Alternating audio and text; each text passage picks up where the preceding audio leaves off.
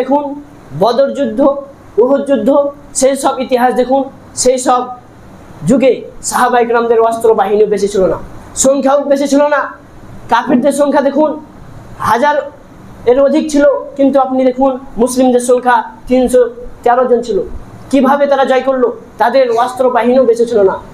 Main বিষয় যেটা, মূল বিষয় যেটা হচ্ছে, সেটা হচ্ছে তাদের মধ্যে ঈমান ছিল, আল্লাহর তাকওয়া ছিল, তাদের মধ্যে আল্লাহর ধর্ম, এই জিনিসটা তাদের অন্তরে গেঁথেছিল। যেই কারণে তারা সফলকাম হয়েছিল, যুদ্ধে সফলকাম হয়েছিল। তাই আপনাকে আমাকেও পরিপূর্ণ মুমিন হতে হবে।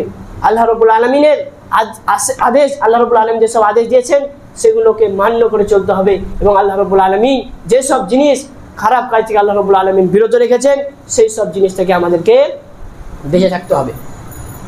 এবং আরেকটি আয়াত যে আল্লাহ রাব্বুল আলামিন বলছেন ওয়াতাসিমু বিহাবলিল্লাহি জামিআন ওয়া লা তাফাররাকু, যে তোমরা আল্লাহর রজ্জু, আল্লাহর রশ্মি, দড়িকে তোমরা একত্রিতভাবে ধরে রাখো, ওয়ালা তাফাররাকু, এবং তোমরা বিচ্ছিন্ন হয়ে যাও না।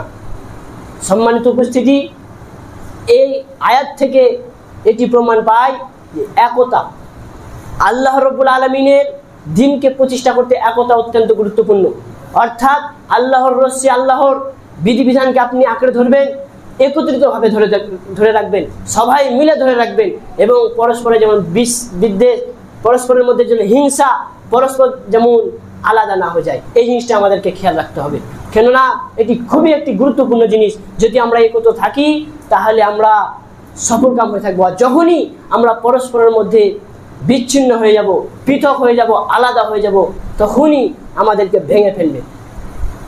তাই আল্লাহ রাব্বুল আলামিনের রশ্মি, আল্লাহ রাব্বুল আলামিনের বিধিবিধান, আল্লাহ রাব্বুল আলামিনের আদেশ নিষেধ, সেগুলোকে সবাই একত্রিতভাবে ধরে রাখতে হবে। কিন্তু আজ খুবই দুঃখের বিষয় হচ্ছে যে আজ মুসলিম জাতি নিজে মুসলিম হয়ে অপর মুসলিমের প্রতি হিংসা, অপর মুসলিমের প্রতি বিদ্বেষ, অপর মুসলিম ভাইয়ের কোনো ধন সম্পদ যদি বেশি হয়ে যাচ্ছে সেই জিনিসের সে হিংসা করছে। অপর মুসলিমের যদি সে বেশি জ্ঞান অর্জন করে নিচ্ছে তাহলে সে হিংসা করছে। কিন্তু এই জিনিস থেকে বেঁচে থাকতে হবে। এইটা থেকে যদি আমরা বেঁচে না থাকতে পারি, আখিরাতে তো কষ্ট আছে, সাথে সাথে দুনিয়াতেও কষ্ট আছে। আজ যেটা সব থেকে বেশি পাওয়া যাচ্ছে সেটা হচ্ছে হিংসা, এক মুসলিম হয়ে অপর মুসলিমের প্রতি হিংসা। আর এই হিংসার সংজ্ঞা যেটা বলা হয়েছে যে তামান্না জাওয়ালা নি'মাতি আলা সাহিবিহা বা তামান্না জাওয়ালা নি'মাতি আলাল মাহসুদ, অর্থাৎ হিংসা যাকে আরবি ভাষায় হাসাদ বলা হয়। আর এর পরিভাষা, এর অর্থ হচ্ছে যে হিংসাকৃত ব্যক্তির ওপর, অর্থাৎ যার ওপর হিংসা করা হচ্ছে তার কি করা, তার ধন সম্পদ হোক বা তার কোনো জ্ঞান হোক, সেই জিনিসের প্রতি লোভ করার পর সেই জিনিসের প্রতি ক্ষতি করা, তাই সেই জিনিসটা যেন ধ্বংস হয়ে যায়, এই জিনিসের আকাঙ্ক্ষা করার নামই হচ্ছে হিংসা।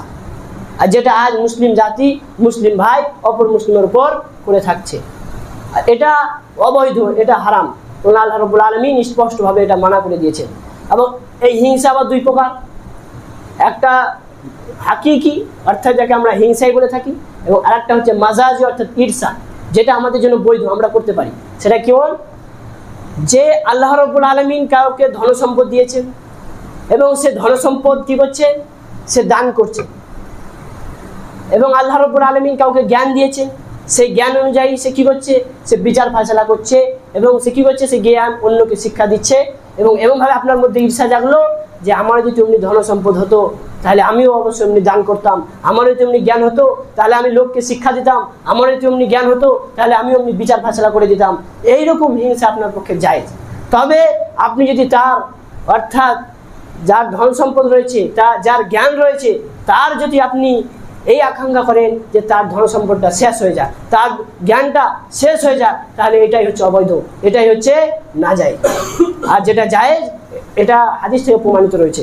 কেননা আপনি তাবুকের যুদ্ধের ইতিহাস দেখুন, মুহাম্মদ সাল্লাল্লাহু আলাইহি ওয়াসাল্লাম যখন বললেন যে যুদ্ধের জন্য দান করার জন্য, তখন উমর রাদিয়াল্লাহু আনহু, আবু বকর রাদিয়াল্লাহু আনহু এবং উমর রাদিয়াল্লাহু আনহু বলছেন যে আবু বকর রাদিয়াল্লাহু আনহু সব দিক দিয়ে আমার থেকে এগিয়ে থাকে, তো আজ এই তাবুকের যুদ্ধে আমি সবচেয়ে বেশি দান করব।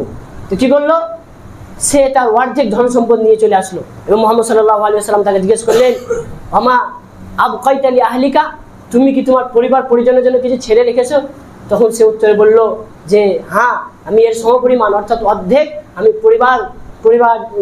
পরিবার আত্মীয় স্বজনদের জন্য আমি ছেড়ে রেখেছি। এবং এটাই যখন আবু বকর রাদিয়াল্লাহু আনহুকে জিজ্ঞেস করা হলো, তখন আবু বকর রাদিয়াল্লাহু আনহু বললেন যে আবকাইতু লি আহলিকা আল্লাহু ওয়া রাসূলা, যে আমি আমার পরিবার পরিজনদের জন্য শুধুমাত্র আমি আল্লাহ এবং তার রসুলকেই রেখে এসেছি এবং যত ধন সম্পদ আমি দিয়ে দিয়েছি।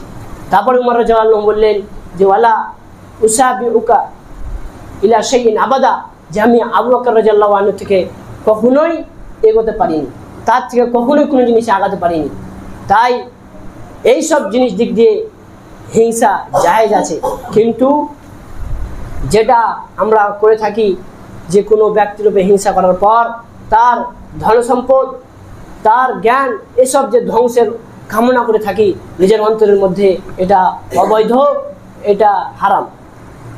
যেটা আমাদের যে কোরআন মাজিদের সূরা ফালাকে যেটা থেকে আমরা বলে থাকি ওয়ামিন শাররি হাসিদিন ইযা হাসাদ, আল্লাহ রাব্বুল আলামিন বলে দিয়েছেন যে তোমরা আশ্রয় প্রার্থনা করো যে হিংসা করো, যারা হিংসা করে তাদের হিংসা থেকে।